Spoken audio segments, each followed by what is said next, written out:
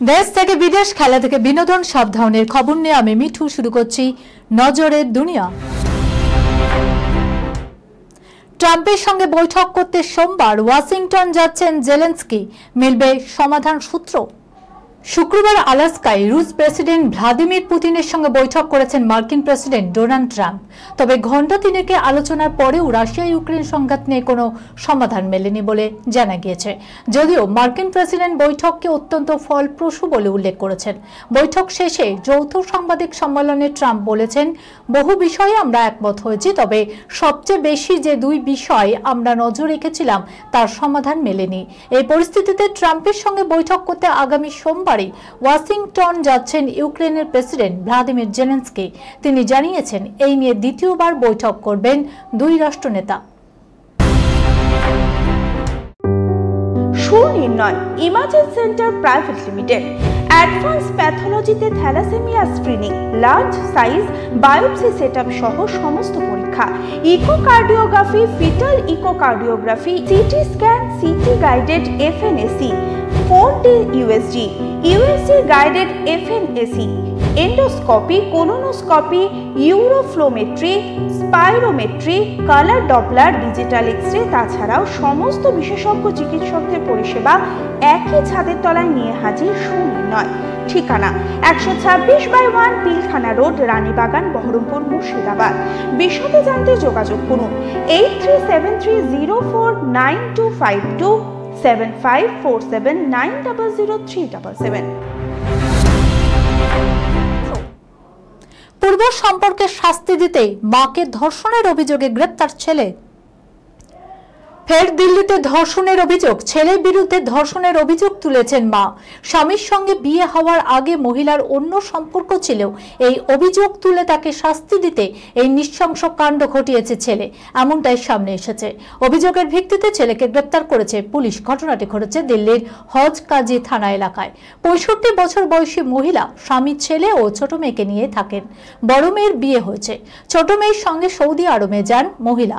সেখানে থাকাকালীনই অভিযুক্ত ছেলে বাবাকে ফোন করে বলতে থাকে তার মায়ের পুরনো সম্পর্ক রয়েছে, এমনকি বাবাকে মায়ের সঙ্গে সম্পর্কে ইতি টানার কথাও বলতে থাকে সে। 1 আগস্ট ভারতে নিজেদের বাড়িতে ফিরে আসেন নির্যাতিতা। সেই দিনই মাকে একটি ঘরে আটকে রেখে 39 বছর বয়সী ছেলে ধর্ষণ করেছে বলে অভিযোগ। নির্যাতিতা ভয়ে বড় মেয়ের বাড়িতে চলে যায়। 11 তারিখ ফিরে আসেন নিজের বাড়ি।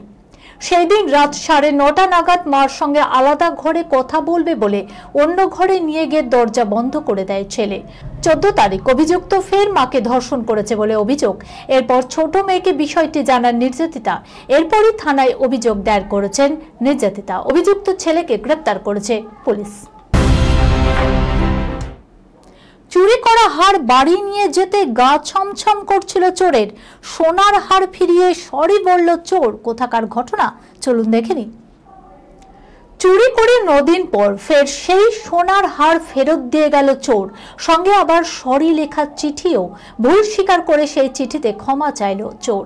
কেরলের এক বৃদ্ধার সোনার হার ও লকেট চুরি করেছিল চোরটি। সেটি বাড়ির বারান্দায় ফেরত দিয়ে গেল সেই চোর।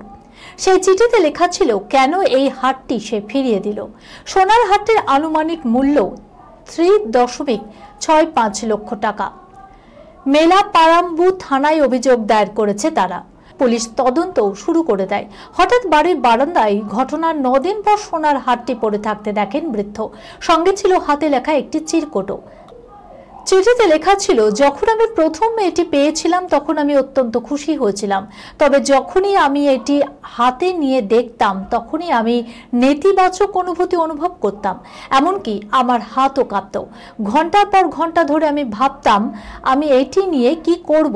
তারপর আমি সোনার হারটি সম্পর্কে একটি হোয়াটসঅ্যাপ বার্তা পাই। তাতে লেখা ছিল এই অলংকারটি বিবাহের চিহ্ন। সেই মুহূর্তে আমি সিদ্ধান্ত নিই হারটি যার তাকে ফেরত দিয়ে দেব। আমি আমার পরিচয় প্রকাশ করতে চাই না। এতদিন ধরে কষ্ট দেওয়ার জন্য আমি ক্ষমা প্রার্থী। দুদিনে 100 কোটির ঘরে ওয়ার্ড 2 সাফল্যে দর্শককে ধন্যবাদ ঋত্বিক, কিয়ারা এবং জুনিয়র NTR-এর। মুক্তির আগে থেকে দর্শক মহলে এক আলাদাই উন্মাদনা ছিল অয়ন মুখোপাধ্যায়ের ছবি ওয়ার 2 কে ঘিরে। 14 আগস্ট এই ছবি মুক্তির পর থেকে বক্স অফিসে বিপুল সাফল্য পেয়েছে। আর মুক্তির মাত্র দুদিনেই ওয়ার 2 পার করেছে 100 কোটির বাণিজ্য। দুই সুপারস্টারকে একসঙ্গে পর্দা দেখে খুশি জোয়ারে ভেসেছে অনুরাগীরা। সিনেমা হলের ভিতরে সেলিব্রেশনে মেতেছেন দর্শকেরা। এবার 100 কোটির সাফল্য পাওয়ার পর ভক্তদের ধন্যবাদ জানালেন ঋত্বিক রোশন, জুনিয়র এনটিআর এবং কিয়ারা আডবাণী। এই খবরের সঙ্গে শেষ করলাম আজকের নজরে দুনিয়া। আপনারা দেখছেন টিভি 24 বাংলা, সংবাদ বিনোদন সারাদিন সারাক্ষণ।